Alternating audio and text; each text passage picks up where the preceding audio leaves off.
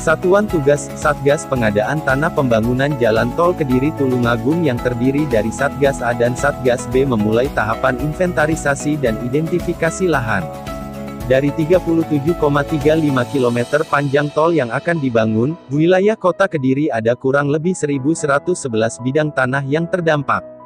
Hopian, salah satu anggota dari Satgas B mengatakan dari 1.111 bidang tanah yang terdampak pihaknya merinci masing-masing untuk Kelurahan Semampir terdapat 90 bidang tanah, Kelurahan Mojoroto sebanyak 299 bidang tanah, Kelurahan Bujel sebanyak 178 bidang tanah, Kelurahan Sukorame sebanyak 85 bidang, dan Kelurahan Pojok sebanyak 221 bidang tanah. Selanjutnya ada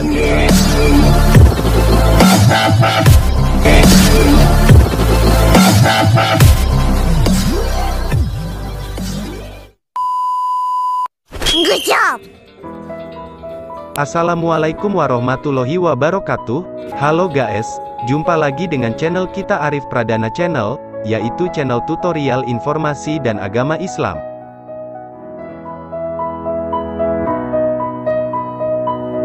Oke guys, kali ini saya akan berbagi info tentang tim pengadaan tanah pembangunan Jalan Tol Kediri Tulungagung mulai identifikasi lahan.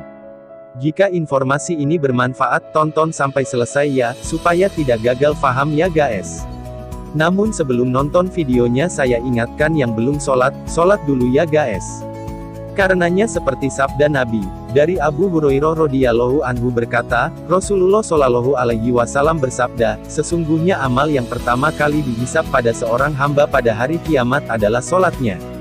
Maka perkara sholat inilah perlu seorang hamba waspadai. Jika sholatnya baik, sungguh ia telah beruntung. Namun jika sholatnya rusak, sungguh ia telah merugi.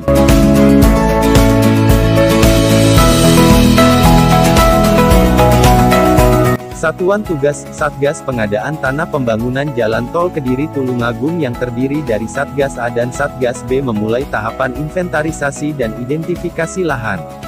Dari 37,35 km panjang tol yang akan dibangun, wilayah kota Kediri ada kurang lebih 1.111 bidang tanah yang terdampak.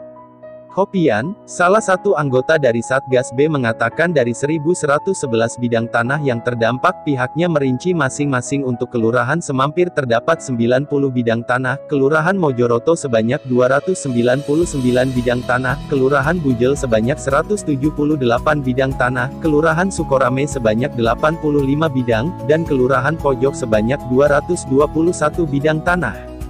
Selanjutnya ada Kelurahan Ngampel sebanyak 23 bidang tanah, Kelurahan Gayam sebanyak 108 bidang tanah serta Kelurahan Merican sebanyak 107 bidang tanah, katanya, Jumat tanggal 24 Februari tahun 2023.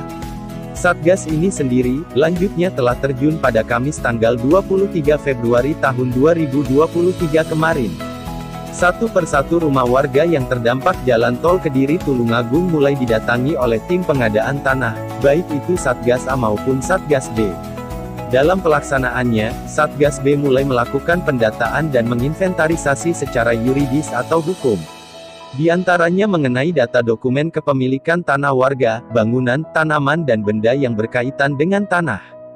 Sedangkan peran dari Satgas A yakni melakukan pengukuran, pemetaan lokasi dan identifikasi lapangan, terangnya. Hopian menyebut, setelah dari proses inventarisasi dan identifikasi lahan muncul, hasilnya akan menjadi acuan ke tahap berikutnya, yakni pengumuman hasil identifikasi dan inventarisasi Satgas A dan B yang dilanjutkan penilaian terhadap peta bidang tanah dan daftar nominatif yang dilakukan oleh Kantor Jasa Penilaian Pertanahan, KJPP, atau tim appraisal. Pendataan ini akan terus kami lakukan sesuai dari arahan dan jadwal yang diberikan oleh pimpinan, ungkapnya. Sementara itu, Untung Suroso, warga Kelurahan Mojoroto yang ikut terdampak dalam pembebasan lahan jalan tol ini mengaku lega, dengan proses pembebasan tanah yang sudah mulai berjalan ini. Ia pun berharap, agar rumah miliknya itu dapat dibeli dengan harga mahal dan menguntungkan bagi warga. Kalau saya rumah dan sepetak lahan terkena imbasnya, harapannya minimal harga yang diberikan 3 kali lipat dari harga biasanya, harapnya.